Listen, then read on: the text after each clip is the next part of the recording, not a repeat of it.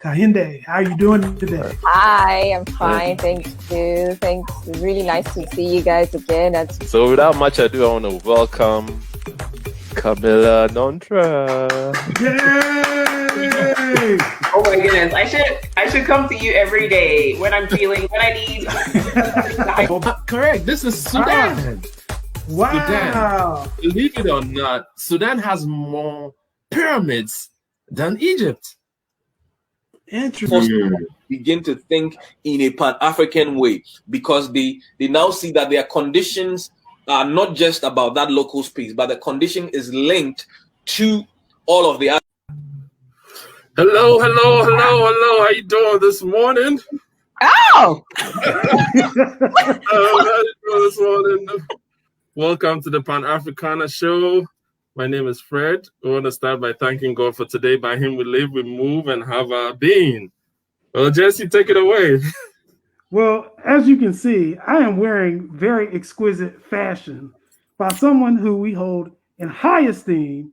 She has graced us with her presence for today.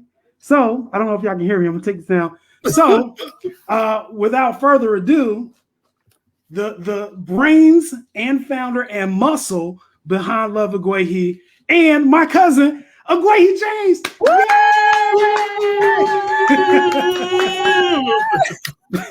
How you doing? I'm good. I'm blessed. I'm thankful. I am here. Well, Wow. that is so much better than the alternative. Right. Right. Yeah. So I want to, just kind of dive in first and kind of give people the rundown of who you are, what you do, and kind of what was your pathway to becoming Love Iguehi. Sure. So thank you both so much for inviting me to the show. I'm so excited to be here, share a little bit about myself and what I do and all that good stuff. So my name is Iguehi James. And like you mentioned, I'm the owner, chief designer of Love Iguehi, which is a African-inspired clothing and apparel company based here in Oakland, California. My background, I am Nigerian. I'm a Nigerian American, proud Nigerian American. I was born, again, here in Oakland, California. So, I was born here. The business is rooted here. And I've had the honor and the privilege of living in different places across the U.S. And so on that journey, I went to school in LA, then I went to graduate school in North Carolina. And that's actually where I met my now husband and cousin to Jesse. And so that's kind of where I started my professional career. Long story short, in 2015, I taught myself how to sew. And left my career in healthcare. So that's what I went to study at UNC Chapel Hill, and left my career in healthcare and started this business, what you see here, which is Love Iguehi. So that's kind of long story of how I ended up where I am now. Wow. That sounds awesome. So what actually got you started on that journey from switching from healthcare? I mean, some would say such a lucrative profession and switching to designing clothing. Yeah. So, healthcare is pretty stable. As long as there's people, there's a job. And so, to be completely honest, this is not something that I particularly saw for myself. I've always had an interest in fashion. I've always loved beautiful African fabrics. Is something that I've always been exposed to, So again, I'm Nigerian. My parents grew up wearing these fabrics and outfits. I grew up wearing it. And so it wasn't anything that was foreign to me to see it. I think what happened was, as I grew up, I took a keen interest. As a child, sometimes you're kind of forced to do things. Mm-hmm. And as a Nigerian American, I wanted to assimilate so badly into the American culture. And my parents were always like, well, you are Nigerian, no matter where you're born, you're African, you're Nigerian. Don't you forget that. And so as I grew older, I started to appreciate the rich culture and the traditions that I grew up in. And I saw other African Americans celebrating and wearing African clothing, right? And so at that time, I saw people wearing skirts and I was like, whoa, this is really pretty. And I was seeing the prices they were charging. I was like, oh, I'm not going to pay that. And so then, and then because it was stuff I saw all the time, you know, you get things made in Nigeria, it's like nothing as far as the cost. And so I saw people, what people were charging. And I said, well, let me see if I could, you know, I've never sewn before. So I said, let me get on YouTube and see how this can't be that hard. The designs aren't that hard. So that's actually what started me kind of exploring just like how to make something, right?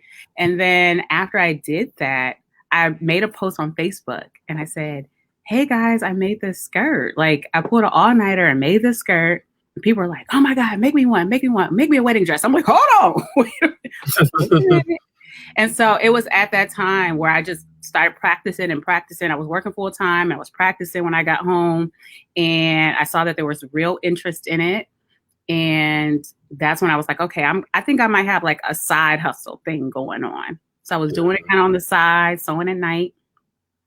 And then I had twins. I got pregnant with twins. Mm-hmm. I had twins. And then there was this kind of like fork in the road, whereas do I go back to work with these twins and continue this side hustle? And I had a serious conversation with my husband. He was basically like, something has to give. And I think it's time for you to bet on you. Mm-hmm. And so that is actually what led me to returning from maternity leave only long enough to transition the next person. So that's when I said, all right, is gangbusters now.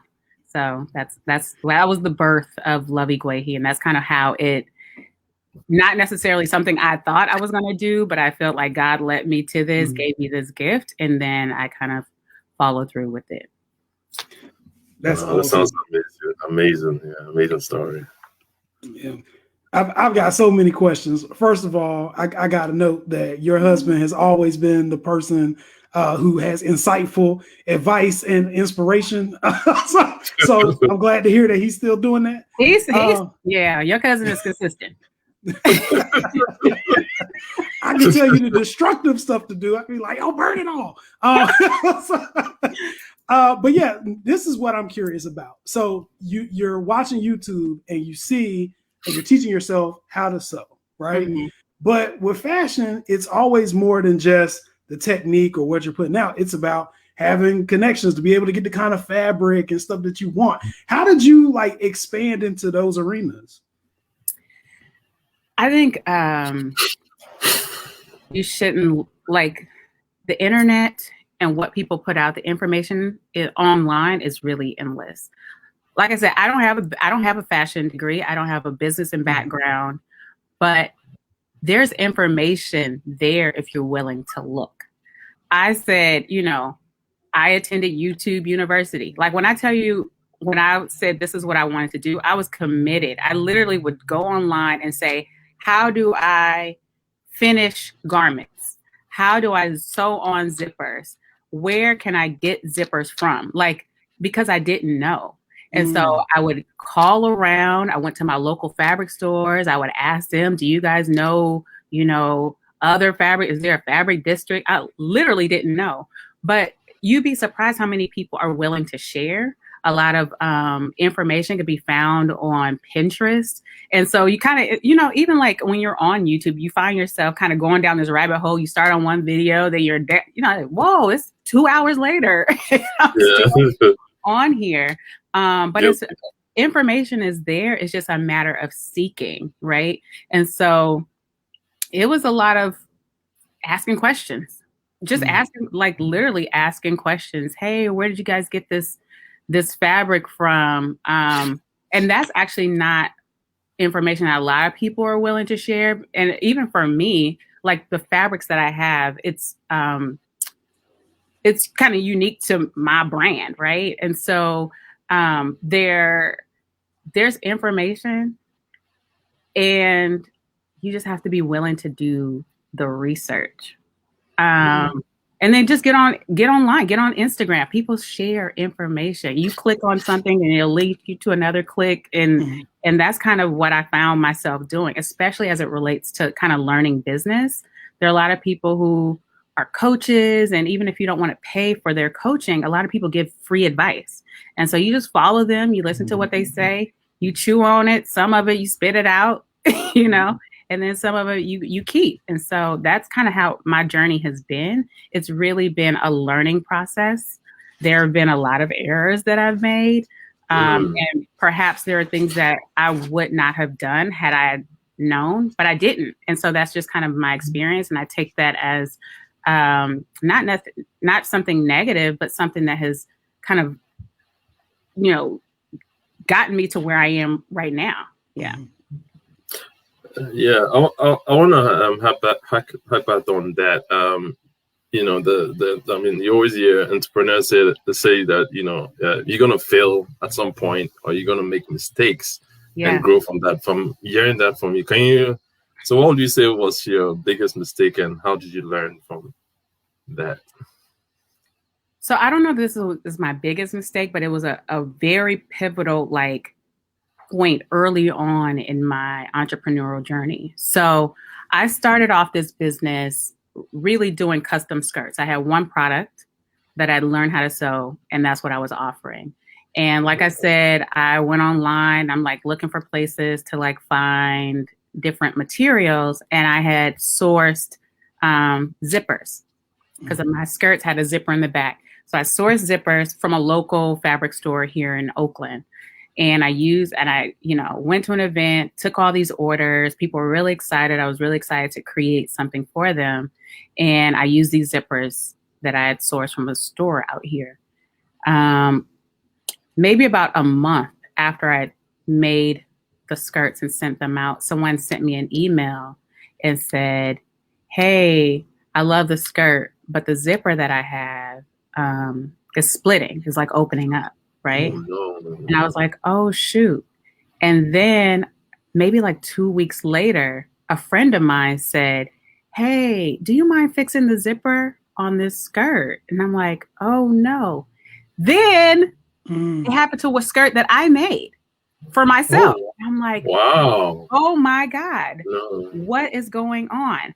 And so I had this whole moment where I was super disappointed and upset. And I was like, what do I do? I sent all the stuff out. What do I do? And my husband said, you need to do a recall. I was like, huh? He was like, babe, you need to email everyone and ask them, hey, are you experiencing any issues with your zippers? If so, please send it back. We'll be happy to replace it. And I was like, all right. So we drafted an email. We sent it out. Only one person responded and said, "Oh my God, thank you so much. I had this problem with my zipper. Thank you for taking my skirt back." And then I had multiple people email me and said, my skirt is fine, but that was really big of you to email everybody and acknowledge that you had made a mistake or there was an error in what you created and you were willing to take that back. And that accountability is going to take you far. And that was such a humbling experience for me to have real pride in creating something and realize okay, this is faulty, and then say, hey, I messed up and I'm acknowledging I messed up and I'm going to take whatever cost it takes to correct my mistake. It was a very humbling experience, but I realized that 1, communication is key. 2, I stand behind the product and the service that I provide. And 3, people appreciate that, right? Yeah. And so it's not that the product was bad. That's not the issue. Sometimes people have issues with business who don't take accountability for when problems occur. And so I feel like that experience was okay, Iguehi, you're not always going to get it right. You're not always going to be perfect, and that's okay. But communicate with your people about, what went wrong and how you are going to fix it. And so that was a huge lesson learned for me as it relates to this journey. Now, that's just one example. I've spent so much money on things that were just a bust. But again, it's part of learning.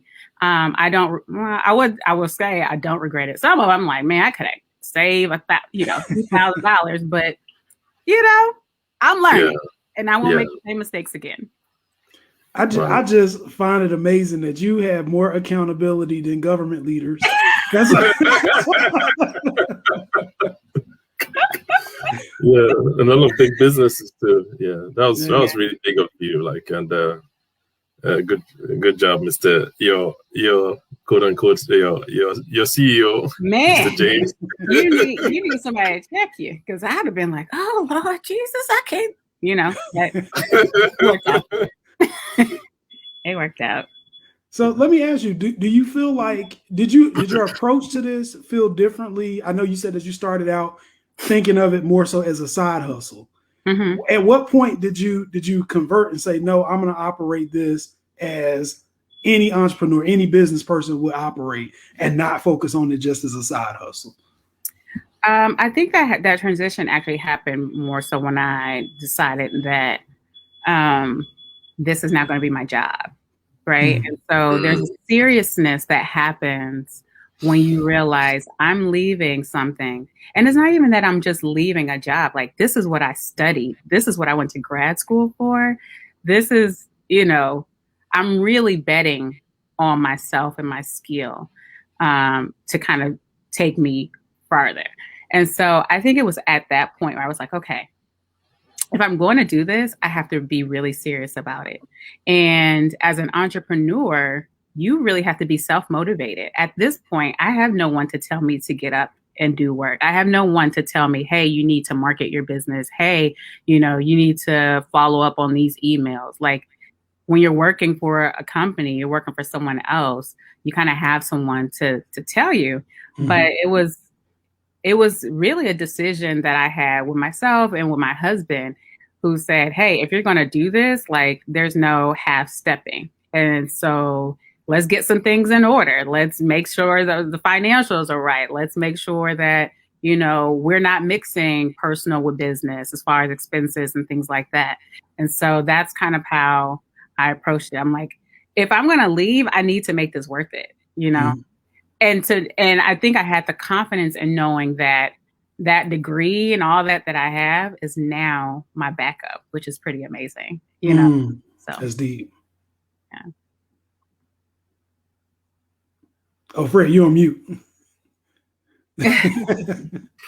So that's some noise in the background. That's why I didn't want to, make. So how are you able to balance, seeing that you have your mother of three, your wife, and then you also have a career in design, and how are you able to balance the three? I tell people people ask me that all the time, and I will say, it ain't no balance over here. Like, it is a straight up juggling act. It is not. It's not a balance. I had to realize that, and I think that there's this expectation that there is a balance, and I think using that word alone, there's a misconception of what it is to be a business owner. I think there's times when the business is prioritized. There's seasons when the business is prioritized. There's seasons when my marriage is prioritized. There's seasons where the kids are prioritized. And that's not to say that all of these things are not getting attention at the same time.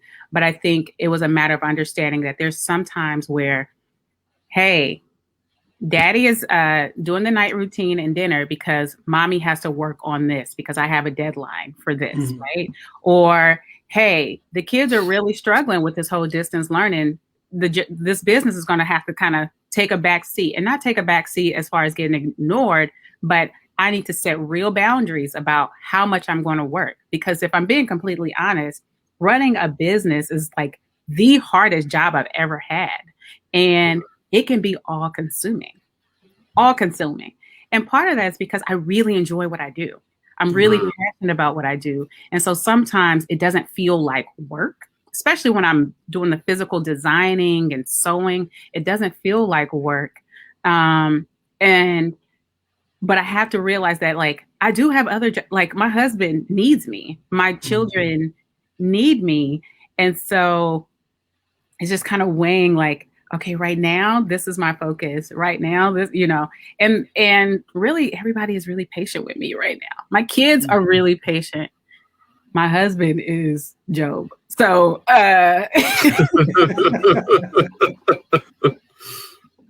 it's not balanced. It's a juggling act, and some things are here, and then I'm trying to catch the ball from falling here.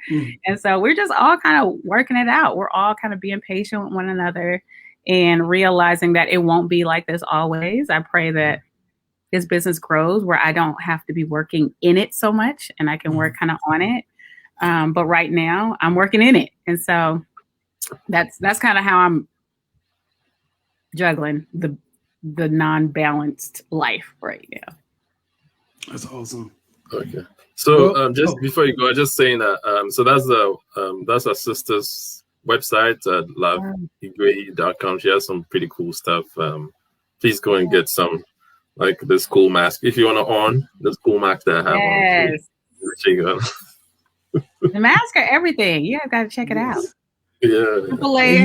Comfortable. You hit it at the right time, right when everybody. Oh my God! Yeah. You got in early. Well, I want to shift the conversation a little bit. I know I was reading an article maybe like 2 years ago, and in part of trying to bring like all the cultures of Black people together, I was reading an article about some criticisms, I guess, that people had of folks who wear, I guess, African symbols and don't really understand what the symbols represent. I'm wondering if you've had any kind of communication from anybody on either side of the ocean about this phenomenon, if this is like a big deal enough to be in a magazine, or if this was just some fringe thing that came and went. So I actually don't have a lot of experience as far as people questioning whether non-African should be wearing African clothing or African-inspired African print clothing. The question I get primarily are white people asking, can they wear African clothing? Like I get questions in my DMs all the time from it's mostly white women. I actually never got a question from a white man, but white women saying, I really like what you make. Is it appropriate for me to buy it? Can I wear it? You know, I don't want to be appropriating it. And so I welcome the question. I'm glad that people feel comfortable enough to reach out to me directly as the designer and say, hey, I love it, but can I wear it? And my response to them is always, you know, do you like it because you genuinely like the clothing? And if you do want to wear it, I strongly encourage you to support Black designers, right? Because a lot of our culture, all of our fabrics and things like that are being taken without the acknowledgement from where they're coming from.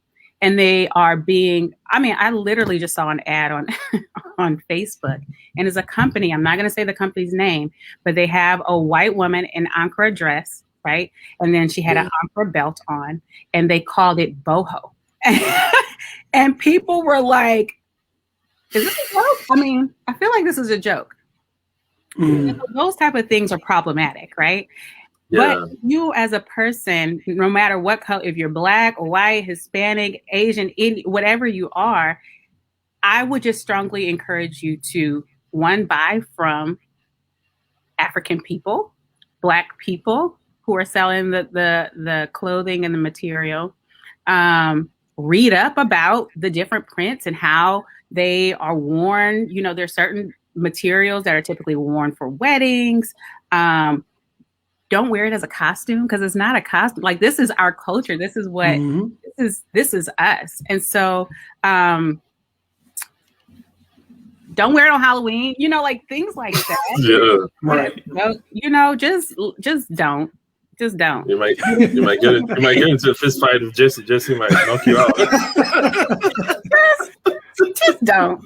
But if you really, I love the idea of people embracing the African culture. I think that it's important that people see us wearing an everyday wear. You don't have to only wear it to parties. You can wear it to work, and you should wear it to work. You know, so I love it.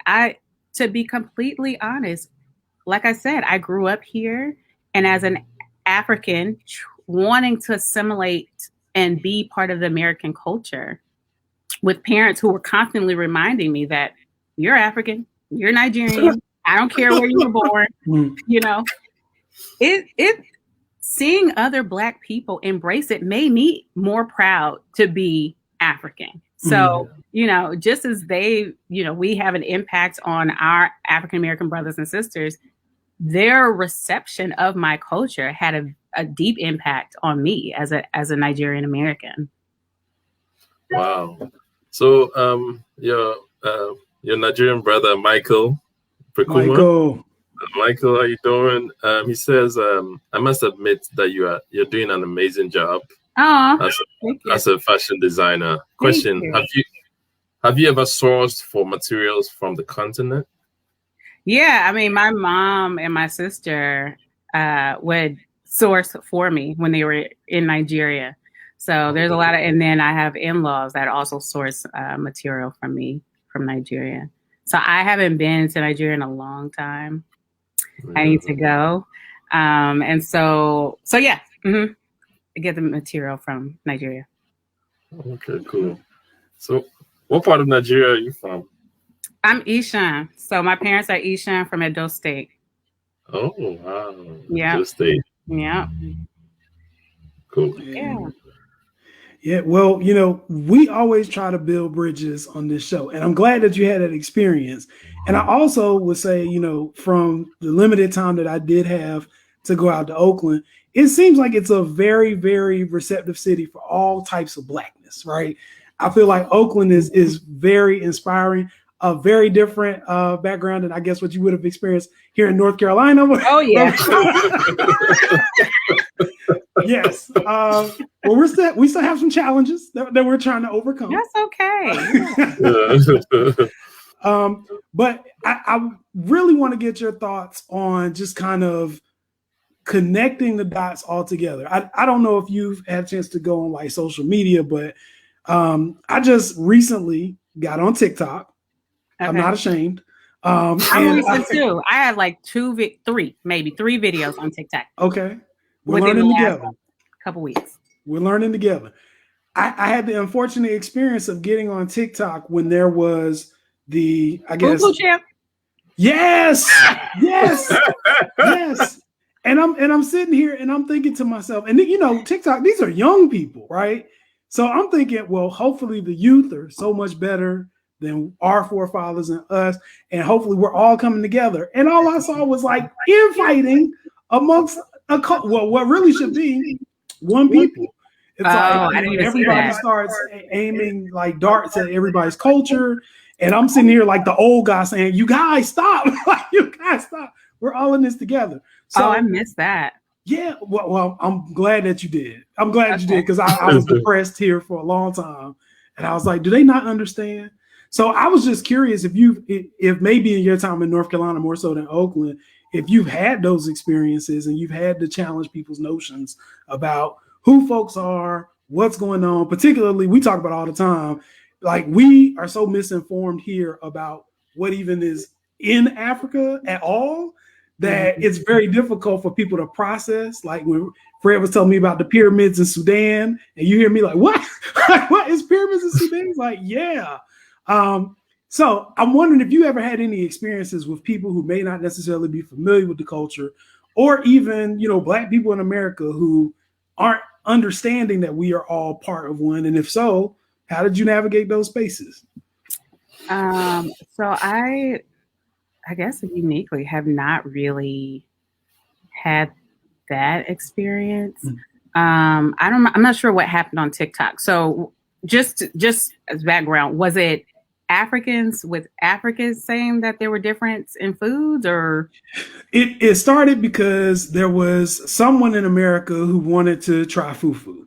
Mm-hmm. They tried it, they liked it, and then there was someone else in America who tried it and was very disrespectful, right? They threw trash, something like that. Okay. Now, what happened is it created kind of a rift So there were a lot of people on both sides, both African and American, who Mhm. were like, "Man, you can't do that. That's disrespectful. You won't want anybody to do that to you." Blah blah blah blah. If you don't like it, that's fine, but you don't have to, be disrespectful about it. Yep. And then there were the other people who, I guess, once something is offensive to one person, You then talk about my people gotta mama, one I'm up. coming for your Right. People got to one up. So then you start getting like the really, really bad stuff, where people were like, "Well, at least I know my dad." You know what I'm saying? I was like, it's true. "I don't know my dad. That hurt." That hurt. So, and the whole time, I always, people I don't even know, but they're just young people, so I'm trying to correct them. And I'm sending videos like, "You really need to stop and read a book and try to like understand." And they're like, "Get off my page." That's so funny. Yeah. So I don't know. And of course, I think also it may be, I think it may be regional too. Like, I don't know where those people were from.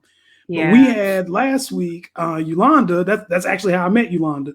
Yolanda from South Africa used to do the same thing I was doing. She was going on people's pages and she was saying, "You need to educate yourself, come home, blah, blah, blah, blah." And I connected with her because I was like, "We're both doing this. Yay, high five." Yeah. So we had her on. So I was curious as to if that has ever been an issue for you at all. And I know from Oakland, like they just love Black. I love Oakland. So yeah, Oakland is very pro-Black.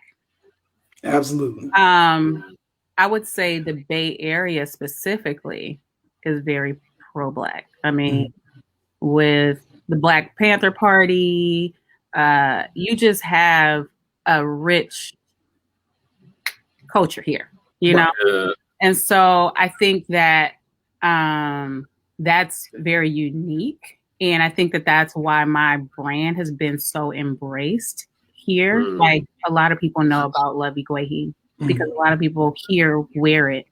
But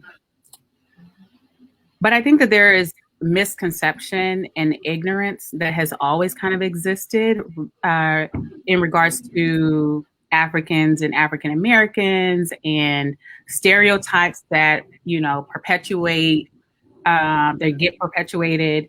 I know for me as a young African girl, it was hard. Like, even in progressive Oakland, it was hard because of what people see on TV.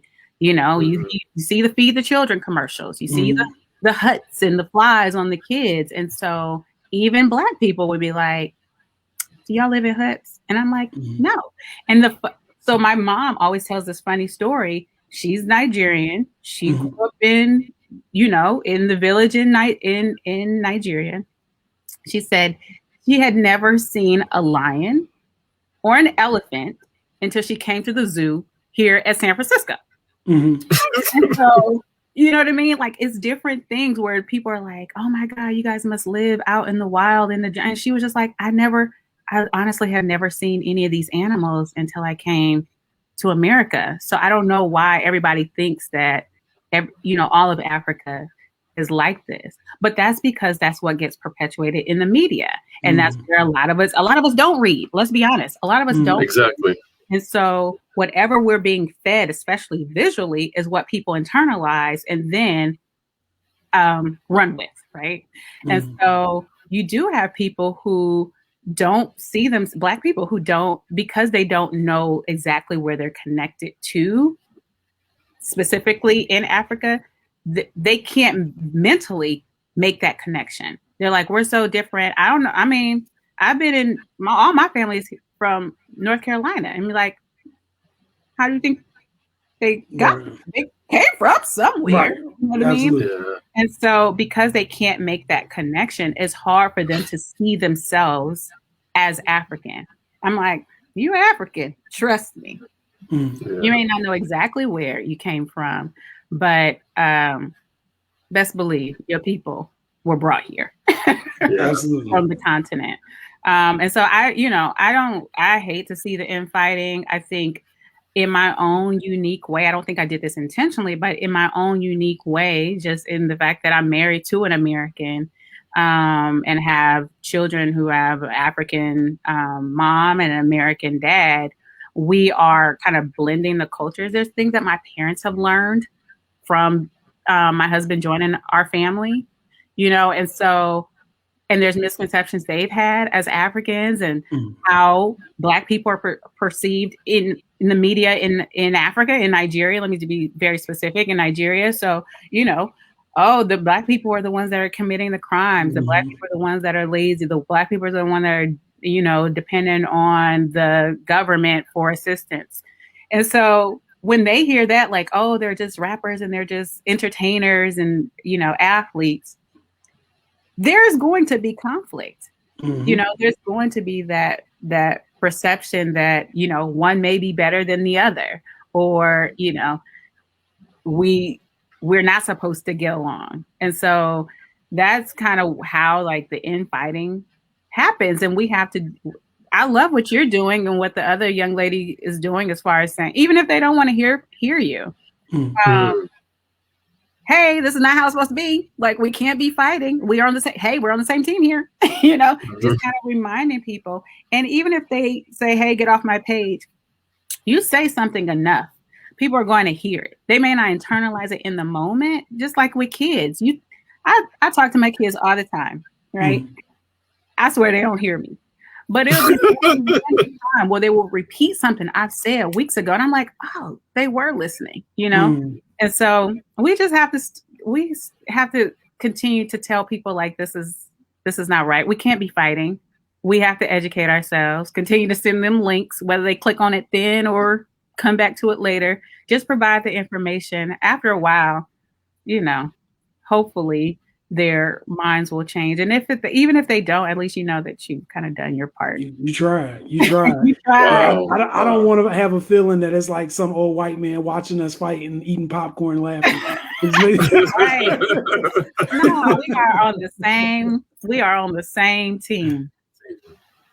Wow, you're preaching. I love it. Can't tell you how much excited I am. I can't. Oh, that's awesome. Well, Mike, you've made a fan here. Michael is loving you. He says her name sounds Edo. That's Edo State. That's where my family's from. Yep. A maternal home. Wow. Awesome. Cool. So, Jesse, go ahead. Oh no, I didn't have anything. I just wanted to. So Michael hasn't formally met Iguehi. Michael is in Delta States. Oh, okay. So he's been on the show before as well. He's an attorney in Nigeria, and I used to be able to follow him a lot more when I was trying to keep abreast of what was going on in other places, because, you know, over here we don't get the best news sources when we're trying to figure out what's happening on the ground in any African nation, really. So I will follow Michael on Facebook and find out kind of what's going on through him. Found out he was an attorney, so that was cool. And he's been a fan of the show from the beginning. So I just wanted to shout him out for being on. Bayelsa State is where he's from. He's what? Bayelsa State.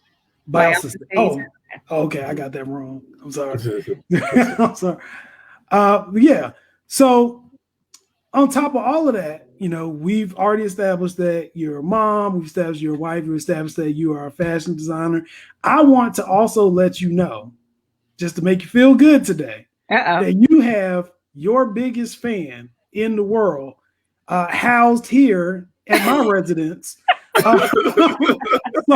So my wife loves Iguehi. Like, my wife loves, like, I'm surprised the orders from New Jersey are not popping up left and right, because I know her and her twin sister order all the time.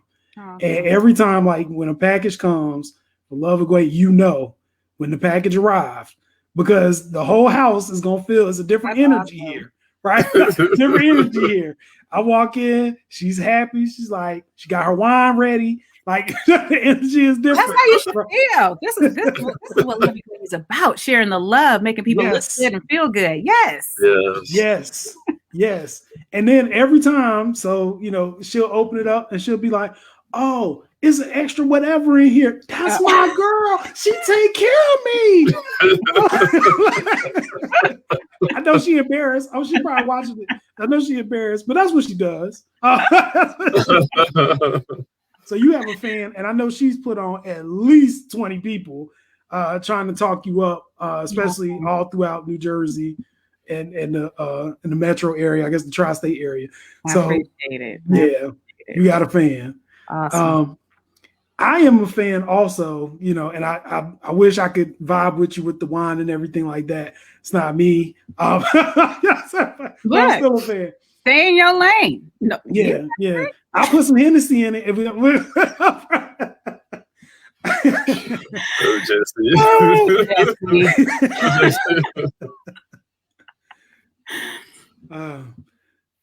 But anyway, so can you share your handles? I'll put it in the chat. Is it at sure. Love Yeah. Iguehi? So Instagram is at Love Iguehi. Facebook is the / Love Iguehi. And then the website is loveiguehi.com. Keep it pretty simple. Okay. Yeah. Cool. Good. So we're gonna share those so people can be able to reach out, make orders. You know, every week I do the disclaimer. Everybody knows at this point, but this is family, y'all. This is family, okay? So if you've never heard me before, this is not the time for you to be Clay Thompson and pulling up. You know what I'm saying? Do not do it. Don't do it. Don't do it. But if you're looking to place an order, if you're looking to connect, specifically whenever I think about shows like this, I think about there's some young person who's watching this who may have thought about, I got to go to the big fashion school.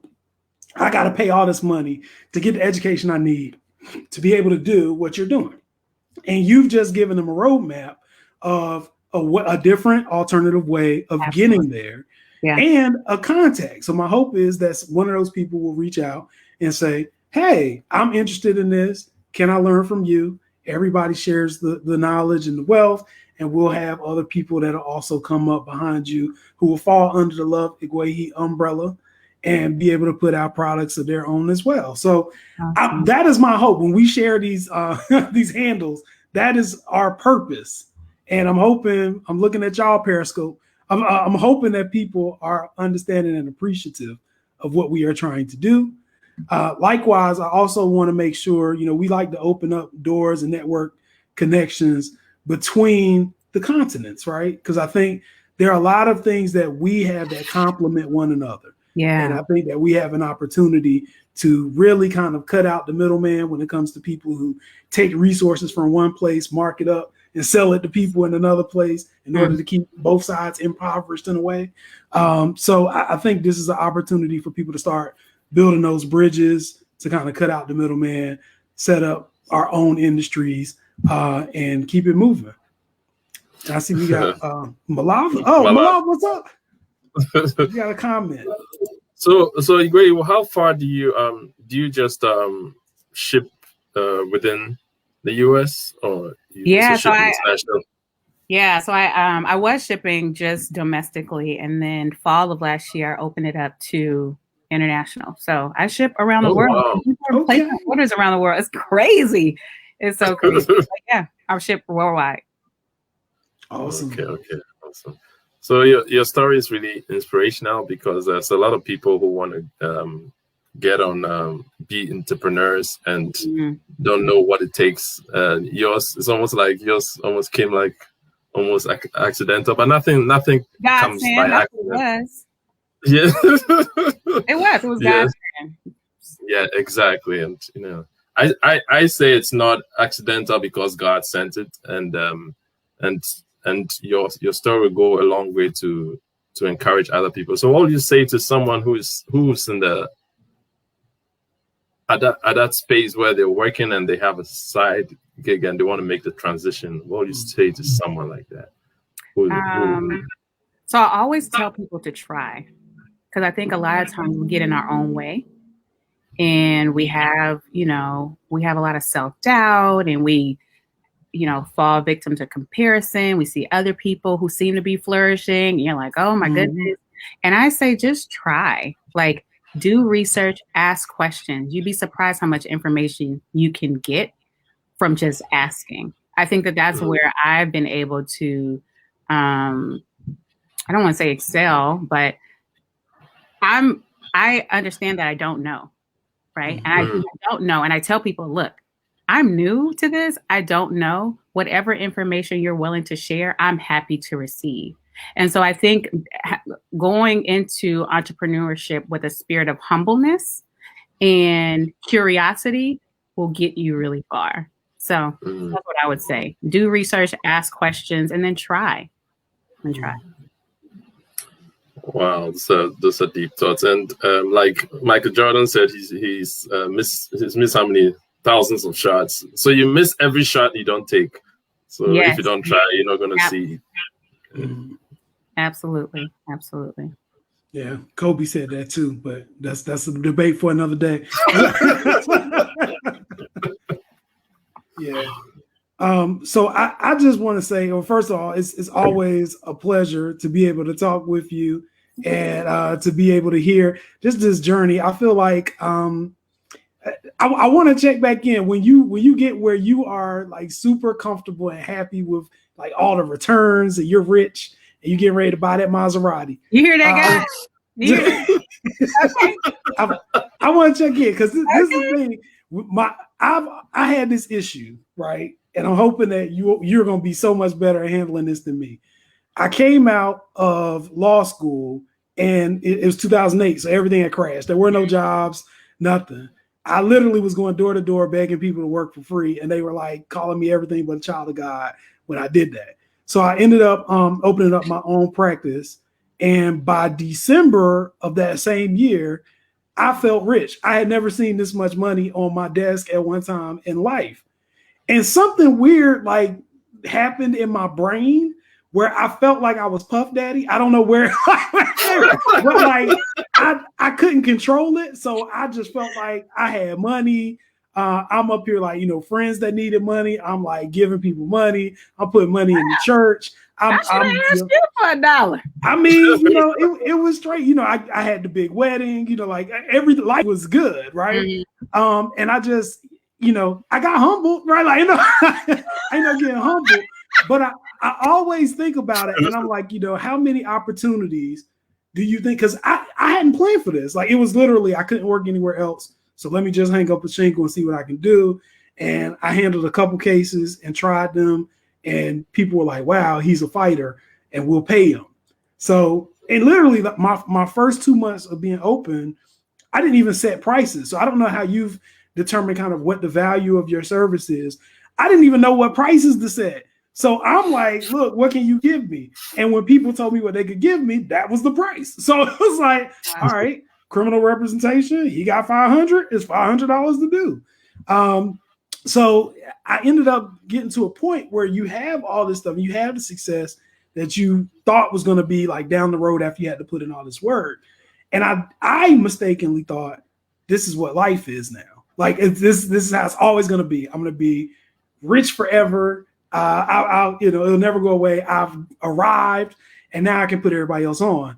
And what I found out very quickly is when the times changed and when things changed, those people that you let hold money will laugh at you. Like they won't pay you back. They'll laugh at you.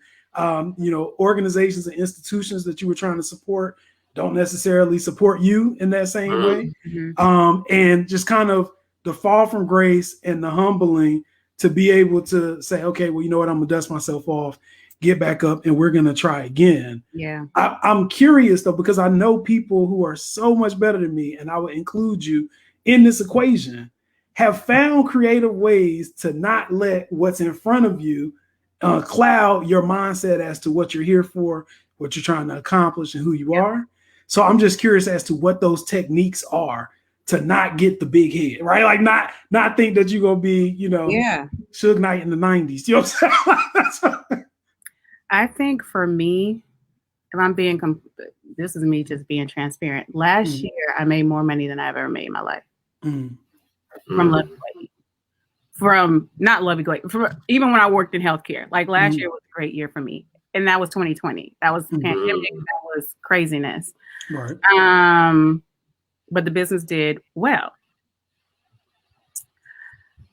I realized, like you, you can fall from grace. Mm-hmm. It's not always going to be like that. And I think for me, while I was seeing success in 2020, there was this fear, like, is this just temporary? Like, Mm. is this a fluke? Is it because it's 2020? Like, I know people are closing, but is the business really supposed to be thriving in this craziness?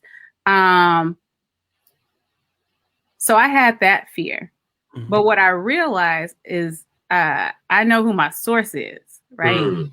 And I realized that God's got me. He put me here to do this. And my purpose is bigger than clothes. Like, me doing this business has allowed me to be invited to this platform. Let's be honest, right?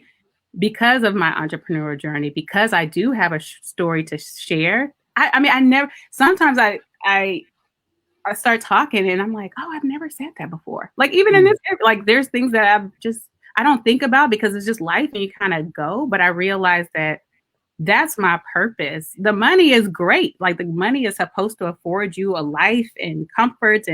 But I think for me, because I realized, like, my dreams are really big. And even though last year was a great year for the business, like, God's got greater for me. So I just need to be humble and save these little coins. Yeah. Continue to build. Like, literally, what you see on the internet, you see me. This is how I am. Like, there's no pretentiousness about me. I have hard days. My kids get on my nerves, and I'm very transparent about that, right? Because I am. They get on my nerves. They were just right here, you know? But that's just who I am. I don't, you know, I don't know. I've never been rich before. So maybe when I get rich, you might not be able to talk to me. But right now, I'm not. I'm sure you stay humble. I think I will, because I am just like my husband's consistent. I'm pretty consistent too. What you see is what you get. I love people. I think that's my purpose. The money comes. That's the icing on the cake. So yeah, I think, and I mean, it helps that I'm frugal. So look, I just want to experience vacations with my husband and my kids and live comfortably. I'm happy. So that's awesome. I like that frugal. Yes, I mean, it's okay to make it rain once in a while, but people, but not all the time. Yeah. I think that is such a great philosophy, and I wish I had. You know, hindsight is 2020. I just felt like when I saw the money, I kept hearing the voices of everybody who was like, "You're not even worth working for free, right? You're not even worth it." And I just thought to myself, I'm gonna show you. I'm gonna show you. Yeah. I'm gonna show you. I'm buying everything new. I'm gonna go out here. I'm doing this. I'm doing that. And it's like, you know, it's not even like it's just coming. You're working for that money. I'm sure anytime you have your own business, you don't have like office hours. Like, you are working all the time. Yeah. And it wasn't until like I had a older attorney. He used to be leaving his office the same time as me, like 12 o'clock in the morning, heading home. And he was like, "Why are you doing this?" And I said, "Man, I'm trying to stay on top. You know, I'm trying to get billboards up. Like, I'm trying to do this." He was like, "So why are you not at home with your wife?" I was like, because we need this money. He was like, "I'm sure she cares about you a lot more than she cares about that money. Don't be like me. I've been divorced 4 times. That's why I'm here. I don't have anybody to go home to." Right. So I think it's a matter of like sitting back and asking yourself, like, what are you working for? Right. So I'm sure at that time you were making enough for your family to be comfortable or be okay. Right. Right. You were doing excess because you felt the need to prove yourself to other people. Like, for me, look, this is what you get. Okay. So you either like me or you don't. I'm not going to pay for your friendship. I'm not going to pay for your recognition. I'm not. And that's okay. You know, like, and so I think that there's not to say that you had insecurities, but I think that sometimes comes from a place of insecurity, feeling the need to like prove yourself and prove other people wrong. Like, I'm not proving nobody wrong. Like, yeah. I definitely was trying to compete with white people. I know that though. At least you know that. You acknowledge that. Yeah.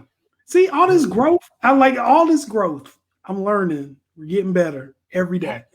I know Fred is like, he is crazy. Oh no, I know that's your family, your boy. But man, well, Iguehi, thanks so much for coming, for joining us. You've been a blessing. Thanks for sharing all your knowledge. You've been an inspiration to me, and I know, and I'm sure to our esteemed viewers out there. Well, if you haven't done so already, please subscribe to our channel, the Pan Africana presented by Afriscope on YouTube.com. Like this video, we're going to put it up later. Like it, comment, share, and also support our sister LoveIguehi.com. Yes.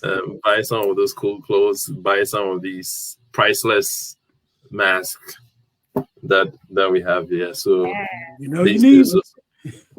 Yes, you definitely need one for the foreseeable future. We don't know when this is ending. Well, we pray by the grace of God it will end soon. Like us on Facebook and share.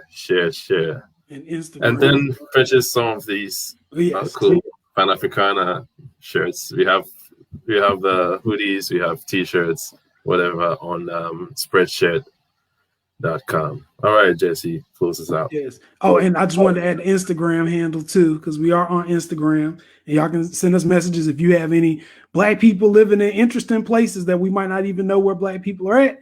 Make sure they send us a message so we can talk to them, try to have them on the show, or if it's somebody who has something great to contribute, just have them contact us on the show.